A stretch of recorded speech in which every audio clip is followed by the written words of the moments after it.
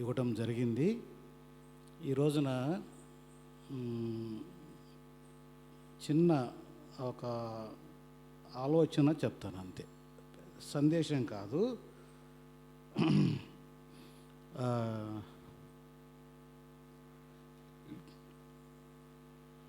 Bible గ్రంథంలో ఉన్నటువంటి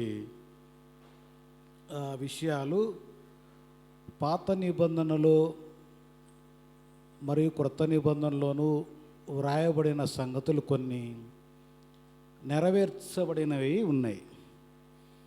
ఈ మొదటి అధ్యాయానికి సంబంధించిన ఉపోద్ఘాతం అన్న మొదటి సందేశంలోనే చాలా చెప్పడం జరిగింది.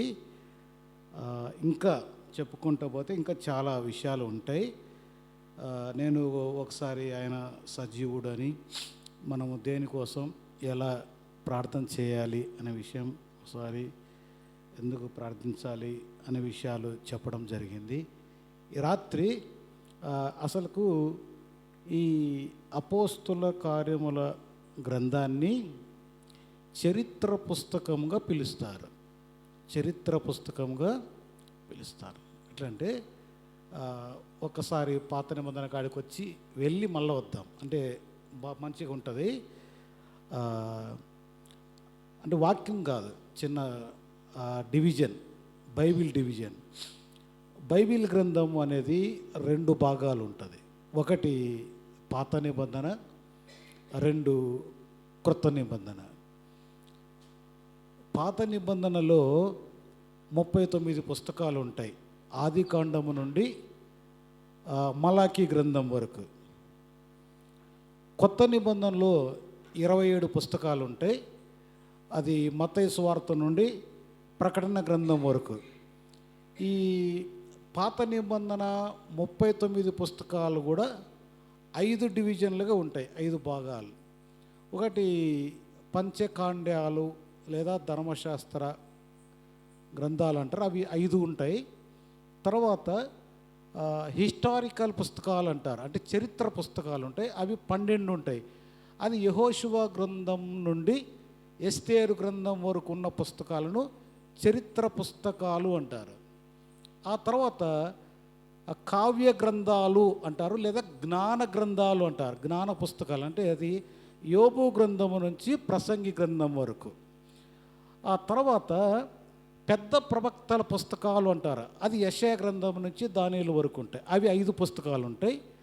తర్వాత చిన్న ప్రవక్తల పుస్తకాలు అంటారు, అవి 12 పుస్తకాలు ఉంటాయి. మొత్తం కలిపితే 39 పుస్తకాలు. ఇది ఎట్లా ఉంటుందంటే ఫస్ట్ 5 పుస్తకాలు కాండాలు, 12 పుస్తకాలు చరిత్ర, 5 పుస్తకాలు కావ్య గ్రంథాలు, మరొక 5 పుస్తకాలు పెద్ద ప్రవక్తలు, మరొక 12 పుస్తకాలు చిన్న ప్రవక్తలు. అంతే, 5 డివిజన్స్. 5, 12, 5, 5, 12, మొత్తం 39 పుస్తకాలు ఉంటాయి. ఇందులో చాలా చాలా ప్రాముఖ్యమైన పుస్తకాలు ఏంటంటే చరిత్ర పుస్తకాలు, జాషువా టు ఎస్తేర్. ఇప్పుడు అట్లాగే కొత్త నిబంధనలో కూడా ఒక హిస్టారికల్ బుక్ ఉంది, దాని పేరే మనం ధ్యానం చేస్తున్నటువంటి అపోస్తుల కార్యముల గ్రంథం. ఇది కూడా ఒక కొంతమంది కొన్ని రకాలుగా చెప్పారు. కొంతమంది 3 డివిజన్లు చేశారు, కొద్దిమంది 4 డివిజన్లు చేశారు, కొద్దిమంది 5 డివిజన్లు చేశారు. ఇందులో 2 రకాలు చెప్తావు. కొందరు సువార్తలు 4 అన్నారు. ఒకటి హిస్టరీ పుస్తకం, చరిత్ర పుస్తకం, అది అపోస్తుల కార్యముల గ్రంథం.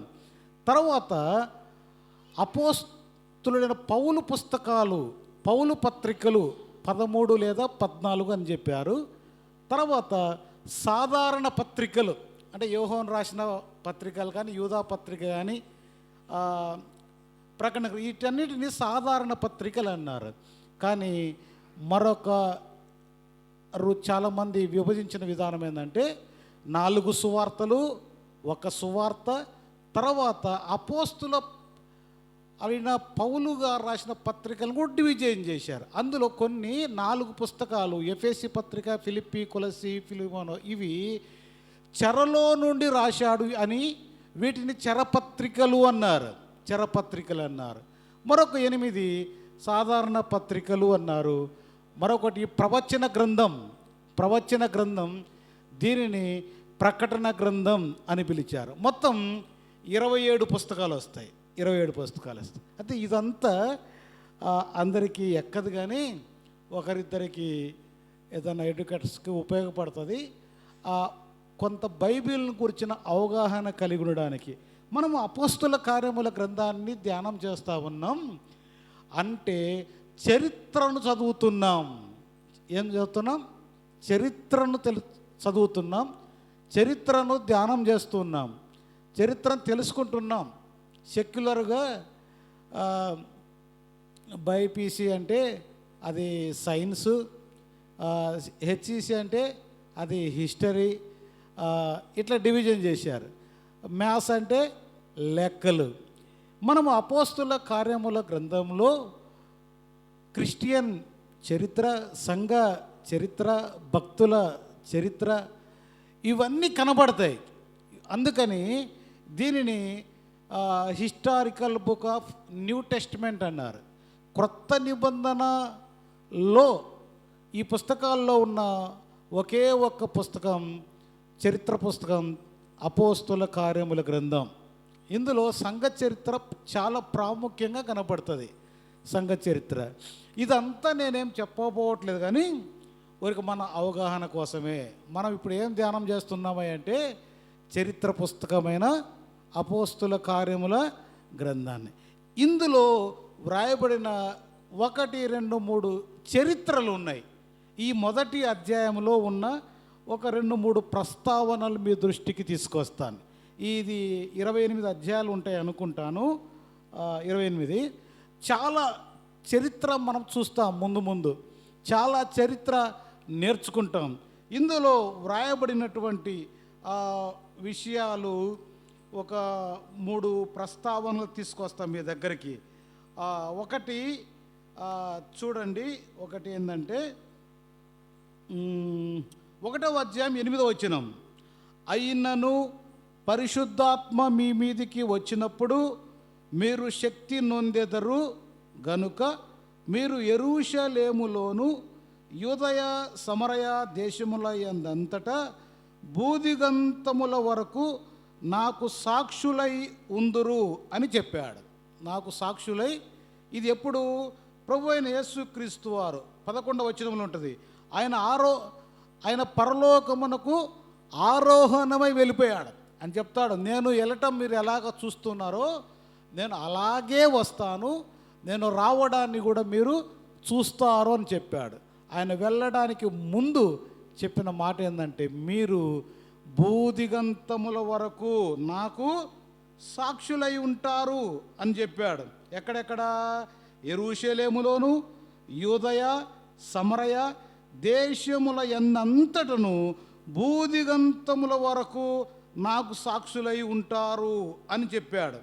అయితే ఇది ఎలా జరిగింది అంటే, ఈ అపోస్తుల కార్యముల గ్రంథములోనే 8వ అధ్యాయం చూడండి. 8వ అధ్యాయం 1వ వచనం, ఆ కాలమందు యెరూషలేములోని సంఘమునకు గొప్ప హింస కలిగినందున అపోస్తలులు తప్ప అందరూ యూదయ సమరయ దేశముల యందంతటా చెదరిపోయిరి. ఎక్కడెక్కడికి? యూదయ సమరయ దేశములు. ఇక్కడ ఈ అపోస్తుల కార్యముల గ్రంథం 1వ అధ్యాయం 8వ వచనములో ఏం చెప్పాడు? 8వ వచనములో మీరు యెరూషలేములోను యూదయ సమరయ దేశముల అందంతటా బూదిగంతముల వరకు సాక్షులై ఉంటారు. ఇది ఎలా సాధ్యం? వీళ్ళంతా ఒకే ఊర్లో ఉన్నారు, ఒకే చోట ఉన్నారు. దేవుని ప్రణాళిక ఏంటంటే వీరు ఒకే చోట ఉన్నారు. వీళ్ళు విస్తరించాలి అంటే ఆయన స్టోరీలో ఒక చిన్న ఆలోచన, చిన్న భాగమే సంఘానికి వచ్చిన శ్రమ, సంఘానికి వచ్చిన హింస. అది బాధే, అది కష్టమే. కానీ ఈ విధంగా హింస రావడం ద్వారా వారి విశ్వాసం బయటపడింది, వారి భక్తి బయటపడింది, వారి త్యాగం బయటపడింది. అయితే వారు ఈ సంఘానికి గొప్ప హింస జరిగినప్పుడు వారు ఏం చేశారంటే బూదిగంతముల వరకు చెదిరిపోయిన వారు ఏం చేశారు? 6వ వచనములో చూడండి,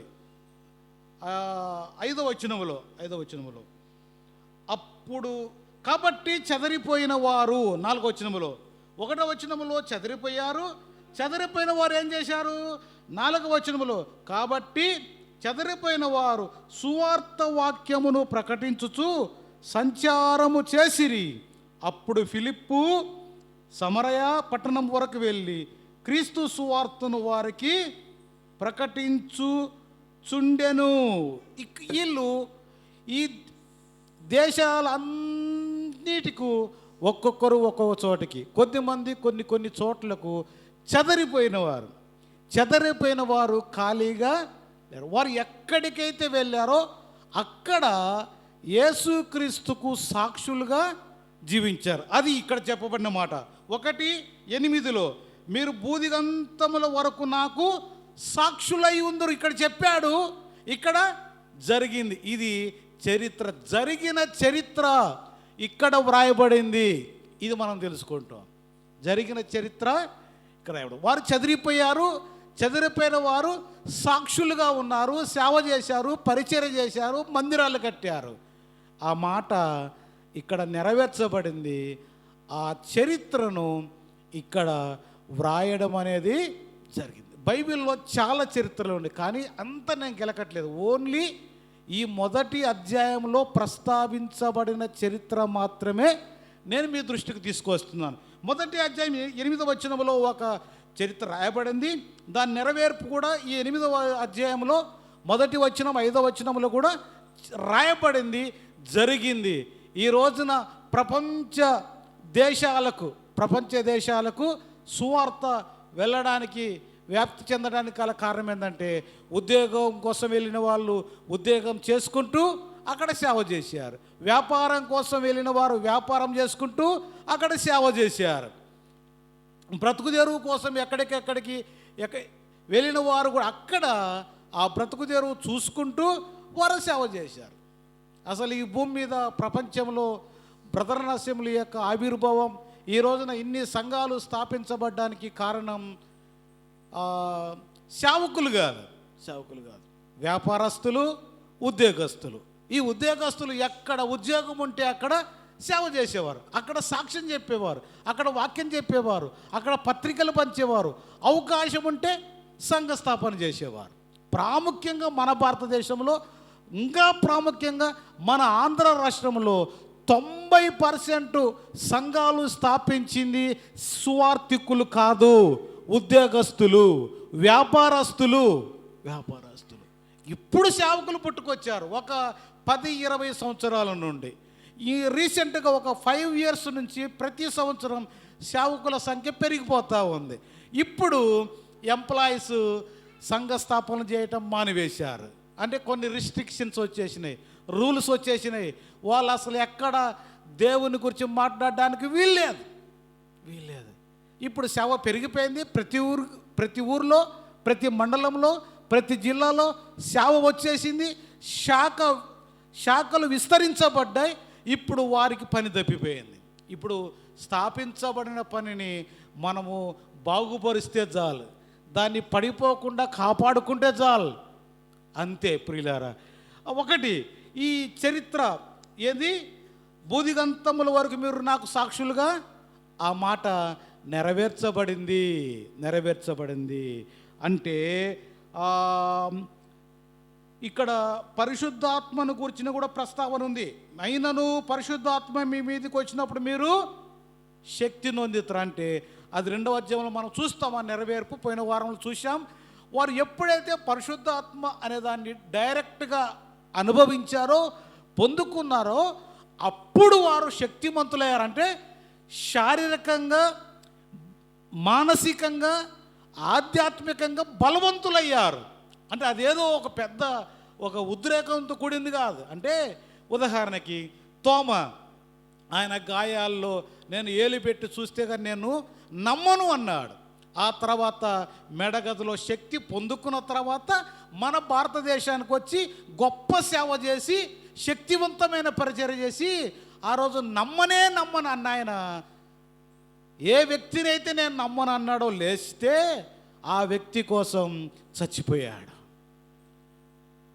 ఏ వ్యక్తినైతే యేసు ప్రభు నువ్వు శిష్యుడివే కదా, యేసు ప్రభును నువ్వు వెంబడించిన వానివే కదా, ఆయన శిష్యులలో నువ్వు కూడా ఒక్కడివి కదంటే అమ్మ తోడు నాకు తెలియదు అని 3 సార్లు ముమ్మారు అబద్ధం ఆడిన పేతురు ఈ మేడగదిలో ఈ పరిశుద్ధాత్మ శక్తిని పొందుకున్న తర్వాత శక్తివంతమైన పరిచర్య చేసి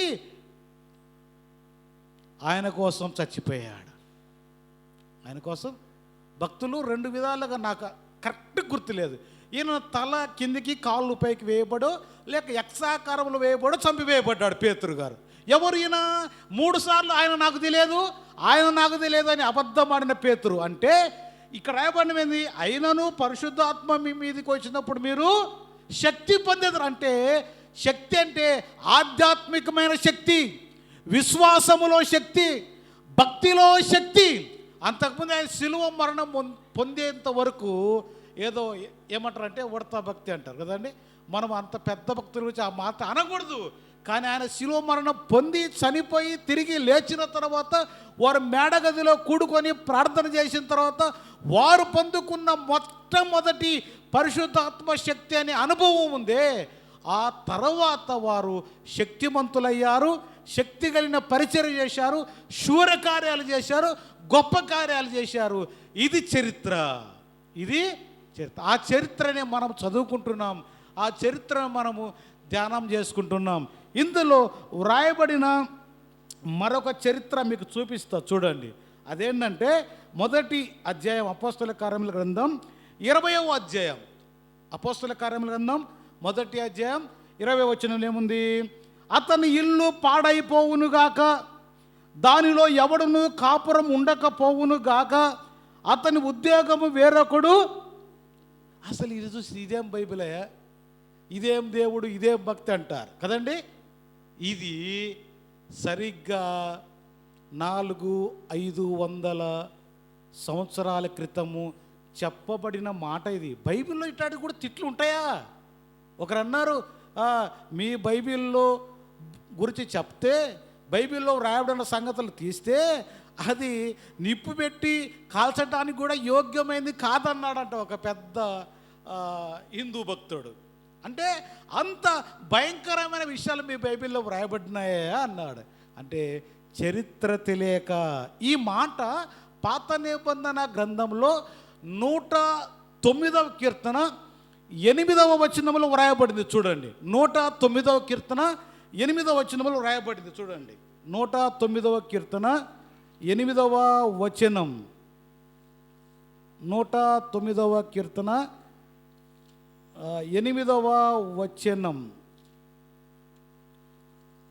109వ కీర్తన 8వ వచనం ఏమని ఉంది? వాని ప్రార్థన వాని జీవిత దినములు కొద్దివి అవునుగాక, వాని ఉద్యోగము వేరొకడు తీసుకొనుగాక. ఇప్పుడు చూడండి, వాని ఉద్యోగము వేరొకడు తీసుకొనుగాక అనే మాటకు రాయబడింది. ఎప్పుడో 500-600 సంవత్సరాల క్రితం వ్రాయబడిన మాట. ఇప్పుడు అపోస్తల కార్యముల గ్రంథం 1వ అధ్యాయం 20వ వచనంలో ఏబడింది? 3వ లైన్లో అతని ఉద్యోగము వేరొకడు తీసుకొనుగాక అని ఉంది. అతని ఉద్యోగము ఇక్కడ ఎవరి గురించి చెప్పబడిందంటే పోయినసారి టచ్ చేశాను అనుకుంటే. ఇప్పుడు చూడండి 17వ వచనం. అతడు మనలో ఒకడిగా ఎంచబడిన వాడై ఈ పరిచర్యలో పాలు పొందెను. ఈ యూదా యేసు ప్రభుకు ముద్దు పెట్టి 30 వెండి నాణేలకు యేసు ప్రభును అమ్ముకున్నాడు కదా. ఈ అమ్ముకున్న యూదా ఏమైపోయాడు? అతడు ఇక్కడ ద్రోహం వలన సంపాదించిన రూకలనిచ్చి ఒక పొలం కొనెను. అతడు తలకిందుగా పడి నడిమికి బద్దలైనందున అతడి పేగులన్నీ బయటికి వచ్చాను, చచ్చిపోయాడు. ఇక్కడ రాయబడిన మాట ఏంటంటే ఒక మాట, 25వ వచనములో 24-25, అందరి హృదయములు ఎరిగి ఉన్న ప్రభువా, తన చోటికి పోవుటకు యూదా తప్పిపోయి పోగొట్టుకొనిన ఈ పరిచర్య అపోస్తులత్వములోను పాలు పొందుటకు వీరి ఇద్దరిలో నీవు ఏర్పరచుకొనిన వానిని కనపరుచుకోమని చీట్లు వేయగా అతని ప్లేసులలో మచ్చీటి మత్తీయ పేరిట వచ్చింది. అనగా యూదా ప్లేసులో యేసుక్రీస్తు శిష్యునిగా ఆ ప్లేస్ ఎవరికి వచ్చిందంటే మత్తీయ అనే అతని పేరు మీద చీటి వచ్చింది. అంటే యూదా ఉద్యోగం పోయింది. యూదాకు పోయిన ఉద్యోగం ఎవరికి వచ్చింది? మత్తీయకు వచ్చింది. ఇది 109వ కీర్తనలో వ్రాయబడిన ప్రవచనం. ఇది చరిత్ర. ఇది అపోస్తుల కార్యముల గ్రంథం 1వ వచనంలో చెప్పబడింది, నెరవేర్చబడింది. అందుకే ఈ పుస్తకాన్ని చరిత్ర పుస్తకం అన్నారు.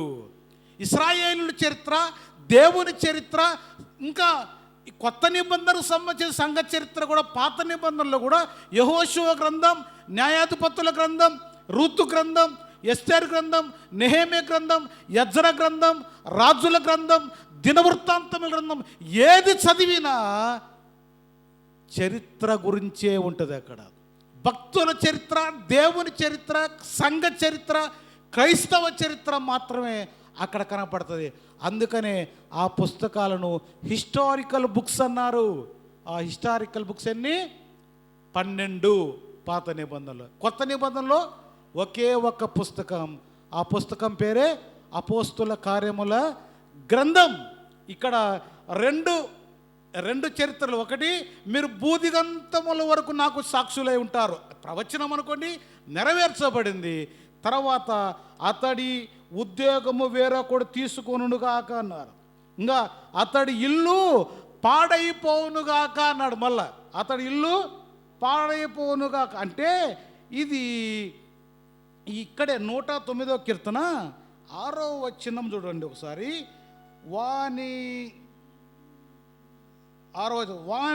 వాని మీద భక్తిహీనుని అధికారునిగా ఉంచుము, అపవాది వాని కుడి ప్రక్కన నిలుచును గాక. తర్వాత ఇప్పుడు ఇంకొక మాట మీకు చూపిస్తా చూడండి. 9వ వచనములో వాని బిడ్డలు తండ్రి లేని వారు అవుదురుగాక, వాని భార్య విధవరాలు. ఇది చదివితే ఒరే నాయన అసలుకి ఈ బైబిలే పట్టుకోకూడదు అన్నట్టు అనిపిస్తుంది. కానీ ఇది జరగబోయే చరిత్ర ఎప్పుడో వ్రాయబడింది. జరగబోయే చరిత్ర, ఇది ప్రవచనం, ఇది జరుగుతుంది. అది యూదా జీవితంలో నెరవేర్చబడింది. ఈ రోజున ఈ డిసెంబర్ నెలంతా ప్రవచనాలు చెప్పుకుంటూ ఉంటారు. యేసు ప్రభు గురించి ఎప్పుడో చెప్పాడు. యూదయ బెత్లెహేమా, నువ్వు అల్పమైన దానివైనను నువ్వేం భయపడబాకు, నీలో నుంచి ఏలబో ఓడొస్తాడు, రాజు వస్తాడని ప్రవచనాలు ప్రవచనాలు చెప్తా ఉంటారు. ప్రియులారా, ఇక్కడ లూకాసు వార్త 19వ అధ్యాయం 26వ వచనం చూస్తే, లూకాసు వార్త 19వ అధ్యాయం 26వ వచనంలో వ్రాయబడిన మాట, కలిగిన ప్రతి వానికి ఇవ్వబడును, లేని వాని వద్ద వానికి కలిగినది తీసివేయబడును. యూదా ఇస్కరియోతు యొక్క ఉద్యోగం తీసివేయబడింది. అది మరొకరికి ఉద్యోగం వచ్చింది. ఇందులో ఈ అపోస్తల కార్యముల గ్రంథంలో ఇంకొక మాట కూడా చెప్పబడింది. అదేంటంటే 25వ వచనము లేదా 22వ వచనం చూడండి.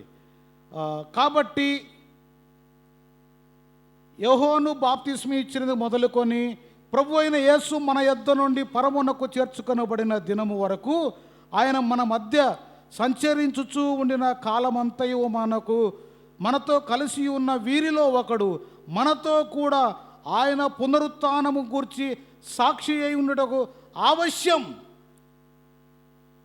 శిష్యులు పేతురు, యోహాను, యూదా కూడా ఆయన చచ్చిపోయే వరకు ఉన్నాడు. ఆ తర్వాత వెళ్ళిపోయాడు. కానీ బైబిల్లో మళ్ళీ రాయబడింది, ఆ డబ్బులు ఇసిరేశాడు. అయ్యా నాకు వద్దు అన్నాడు, కానీ శిక్ష తప్పించుకోలేకపోయాడు. అప్పటికి ఇంకా ధర్మశాస్త్రం అమల్లోనే ఉంది. చనిపోయి తిరిగి లేచిన తర్వాత ధర్మశాస్త్రం కొట్టివేయబడింది, నెరవేర్చాడు యేసు ప్రభువు. ఆ తర్వాత కరుణ, దయ, జాలి ఇప్పుడు నడుస్తూ ఉంది. ఇప్పుడు మనము కృపాయుగంలో ఉన్నాం. ప్రియులారా, నేను అది చెప్పాను ఇందాక, అందరికీ ఎక్కకపోవచ్చు, ఒకరిద్దరికి. అంటే మనము దీన్ని ధ్యానం చేస్తున్నాం ఈరోజు. ఇది ఇంతటితో అయ్యేది కాదు. అయినా ఒక చిన్న మాట అయినా గుర్తుపెట్టుకొని ఆలోచన, అవగాహన కలిగి ఉండడం కోసమే పాత నిబంధన గ్రంథంలో చరిత్ర పుస్తకాలు ఉన్నాయి, అవి 12. క్రొత్త నిబంధనలో ఒకే ఒక్క చరిత్ర పుస్తకం ఉంది, అది అపోస్తుల కార్యముల గ్రంథం. ఈ అపోస్తుల కార్యముల గ్రంథంలో చాలా ఉన్నాయి. మొదటి అధ్యాయంలో వ్రాయబడిన సంగతులు, ఎప్పుడో అతని ఇల్లు పాడైపోను కాక అతని ఉద్యోగం వేరొకడు, ఇది చరిత్ర, ప్రవచనం నెరవేర్చబడింది. ఈ చరిత్ర సంబంధించిన విషయాలు, చాలా విషయాలు రాయబడ్డాయి. అయితే మనము వాక్యాన్ని, బైబిల్ని ఇలా ధ్యానం చేసుకోవాలి. ఇందులో ఏమైనా క్యారెక్టర్స్ ఉన్నాయా అని ధ్యానం చేయాలి. క్యారెక్టర్స్ ఉన్నాయంటే ఏమున్నాయి? యేసు ప్రభు గురించి వ్రాయబడింది, శిష్యుల గురించి వ్రాయబడింది, యూదా గురించి వ్రాయబడింది, మత్తయి గురించి. వీటిని ఏమంటారు? క్యారెక్టర్స్ అంటారు. ఈ విధంగా మనం బైబిల్ని చదువుకోవాలి, ధ్యానం చేసుకోవాలి. ఇందులో ఏమైనా ప్రవచనాలు ఉన్నాయా అని ధ్యానం చేయాలి. ఏమేమి ప్రవచనాలు ఉన్నాయి? వాగ్దానమును గురించిన ప్రవచనం ఉంది, యూదాను గురించిన ప్రవచనం ఉంది, మీరు భూదిగంతముల వరకు సాక్షులై ఉంటారనే ప్రవచనం ఉంది. అందులో ఇంకొకటి కూడా ఉంది, యేసు ప్రభు వస్తాడు అనే ప్రవచనం కూడా. ఇందులో నెరవేర్చబడినవన్నీ, నెరవేర్చబడనివన్నీ. యూదాను గురించిన ప్రవచనం నెరవేర్చబడింది, పరిశుద్ధాత్మను గురించిన ప్రవచనం నెరవేర్చబడింది, ఆయన ఒకరు సాక్షి అయి ఉంటారు అని చెప్పబడింది, బతికి ఉన్నవారు, అది నెరవేర్చబడింది. ఇంకొకటి నెరవేర్చబడవలసిన ప్రవచనం ఇక్కడ ఆగిపోయింది. అదేంటంటే 11వ వచనం, ఏ రీతిగా పరలోకమునకు వెళ్ళుట మీరు చూచితురో ఆ రీతిగానే ఆయన తిరిగి వచ్చును. ఇది చరిత్ర పుస్తకమే, కానీ ఈ చరిత్రలో కూడా నెరవేర్చబడవలసిన ఒక మాట ఉంది. అదేంటంటే యేసు ప్రభు ఏ విధంగా అయితే ఆరోహణమై వెళ్ళిపోయాడో ఆ విధంగానే మధ్యాకాశానికి వస్తాడనే ప్రవచనం మిగిలిపోయింది. ఇది జరగవలసింది. ఇది గుర్తుపెట్టుకోండి. ఈ అధ్యాయంలో, ఈ పుస్తకంలో నెరవేర్చబడవలసి ఉన్న ప్రవచనం, రెండవ రాకడ, యేసు ప్రభు వచ్చేది, నెరవేర్చబడిన ప్రవచనాలు. ఇదిగో భూదిగంతముల వరకు సాక్షులుగా ఉంటారండి, నెరవేర్చబడింది, అయిపోయింది. ఇదిగో యూదాను కూర్చోబడిన మాట అసలు ఇంకొకసారి రాయబడింది లూకా సువార్త, ఇంకా కీర్తన గ్రంథంలో కూడా. అతని పిల్లలు అనాథలైపోతారు, తన భార్య విధవరాలైపోద్ది, తన ఉద్యోగం తన ఇది. అప్పుడు పాత్ర చదువుతూ ఉంటే ఇదేంద్రైనా ఈ రాయేశారేది, ఎందుకు అంటే ఇక్కడ ఇప్పుడు యేసు ప్రభు మరణం విషయంలో జరుగుతున్నప్పుడు చరిత్ర ఎప్పుడో ముందుగానే చెప్పబడింది. మనము ఈ బైబిల్ స్టడీలో యొక్క ఉద్దేశం కూడా అదికే, ప్రతి విషయాన్ని వీలైనంత వరకు క్షుణ్ణంగా పరిశీలించడానికి. అయితే ఇక్కడ మన బ్యాడ్లకి ఏంటంటే మనమే అంత సీనియర్లం కాదు, అనుభవజ్ఞులం కాదు, పండితులం కాదు, వీలైనంత వరకు తవ్వడానికి ప్రయత్నం చేస్తున్నాం. ఆ తవ్వితే అది మట్టి పై పొర కూడా తెగలేదు. అంటే మన నాలెడ్జ్ అదే, అయినా వీలైనంత వరకు ఏదో ఒకటి మీకు ఇవ్వడానికే ప్రయత్నం చేస్తున్నాం. అందులో ఆ చిన్న ప్రయత్నం, కొంత సమాచారం మీకు చేరవేయడానికి ప్రయత్నం చేస్తున్నాం. దీని ద్వారా నేను మరింత నేర్చుకోవడానికి, మరింతగా తెలుసుకోవడానికి దేవుడు సహాయం చేస్తూ ఉన్నాడు. నేను వీలైతే ఈసారి 2వ అధ్యాయంలోకి జంప్ చేయడానికి ప్రయత్నం చేస్తాను. ఇప్పటికి 4 సందేశాలు ఈ అధ్యాయంలోనే ఇవ్వడం జరిగింది. ఇంకా చాలా చెప్పవచ్చు, కానీ మరీ బోరు కొట్టకుండా నేను వెళ్తాను. అన్నకి ఏదైనా థాట్స్ ఉంటే ఆయన చెప్పేదని చెప్తాడు, నేను తర్వాత ముందుకు సాగి వెళ్తాను. ఈ రోజున నేను ఏం చెప్పలేదని అనుకుంటున్నాను. అంటే దీనిలో ఉన్న సారాంశం అంతా ఉపోద్ఘాతములనో చరిత్రనో తీసుకురావడానికి ప్రయత్నం చేస్తాను. నా టైం అయిపోయింది, 4 నిమిషాలు తక్కువ 9 అయిపోయింది. నేను ముగిస్తున్నాను ప్రియులారా. బైబిల్ డివిజన్ చెప్పాను. పాత నిబంధన బైబిల్ మొత్తం 66 పుస్తకాలు, బైబిల్ 2 విభాగాలు. బైబిల్లో ఉన్నాయి 39 పుస్తకాలు పాత నిబంధనలో, కొత్త నిబంధనలో 27 పుస్తకాలు, 39 పుస్తకాలు, 5 డివిజన్స్: పంచకాండాలు, కావ్య గ్రంథాలు, పెద్ద ప్రవక్తలు, చిన్న ప్రవక్తలు, చరిత్ర పుస్తకాలు. అది కొత్త నిబంధనలో 4 సువార్తలు, 1 చరిత్ర, 4 చరపత్రికలు, 8 సాధారణ పత్రికలు, 1 ప్రవచన పుస్తకం. ప్రవచన పుస్తకం అంటే హిస్టరీ పుస్తకం, 1 అపోస్తల కార్యం, ప్రవచన పుస్తకం, ప్రకటన గ్రంథం. ఇవి గుర్తుపెట్టుకోండి. అంత కొత్త నిబంధనలో ఉన్న చరిత్ర పుస్తకాన్ని మనం ధ్యానం చేస్తున్నాం. అందులో మొదటి అధ్యాయంలో ఉన్న 1, 2 జరిగిన చరిత్రలు ఇక్కడ ప్రస్తావించబడినాయి. ఆ చరిత్రను మీ ఎదుటికి తీసుకురావడానికి ప్రయత్నం చేసిన అది యూదాను గురించిన చరిత్ర, బూదిగంతముల వరకు సాక్షులై ఉంటారు అనే చరిత్ర, ఇంకా కొన్ని ఉన్నాయి మత్తీయును గురించిన ప్రవచనాలు. ఇవి 2 విధాలు అనుకో, చరిత్ర అనుకోండి, ప్రవచనాలు. నెరవేర్చబడిన ప్రవచనాలు కొన్ని చెప్పాం, నెరవేర్చబడిన ప్రవచనాన్ని కూడా గుర్తు చేశాను. ఏం నెరవేర్చబడాలి? ఆయన రాక, ఆయన రాక, అదొక్కటి ఇందులో మిగిలింది. ఈ విషయాలన్నీ ఇక్కడ రాయబడినాయి. అందుకే దీనిని చరిత్ర పుస్తకం అన్నారు. అది ఈరోజుకు నాకు వచ్చిన థాట్. ఈ మాటలు మీ ముందు ఉంచాను. దేవుడి మాటలు దీవించునుగాక. ప్రార్థన చేద్దామని చేస్తారా? ఓకే, ప్రార్థన చేద్దాం, ముగించుకుందాం. దయగల తండ్రి, మీ వందనాలు. కృపా సత్య సంపూర్ణుడా, మీకే స్తుతులు స్తోత్రాలు. బెరయ క్రిస్టియన్ అసెంబ్లీలో ఈ బైబిల్ స్టడీలో అపోస్తుల కార్యములో గ్రంథం ఇది ఒక చరిత్ర పుస్తకం అని ఈ మొదటి అధ్యాయంలో కొన్ని ప్రవచనాలు వ్రాయబడ్డాయి, కొంత చరిత్ర వ్రాయబడింది. ఆ చరిత్ర సంగతులు నెరవేర్చబడిన ప్రవచనాలు, నెరవేర్చబడవలసి ఉన్న ప్రవచనం, ఇట్లా కొన్ని విషయాలు మీ ప్రజల దృష్టికి, సంఘం దృష్టికి తీసుకురావడానికి ప్రయత్నం చేశారు.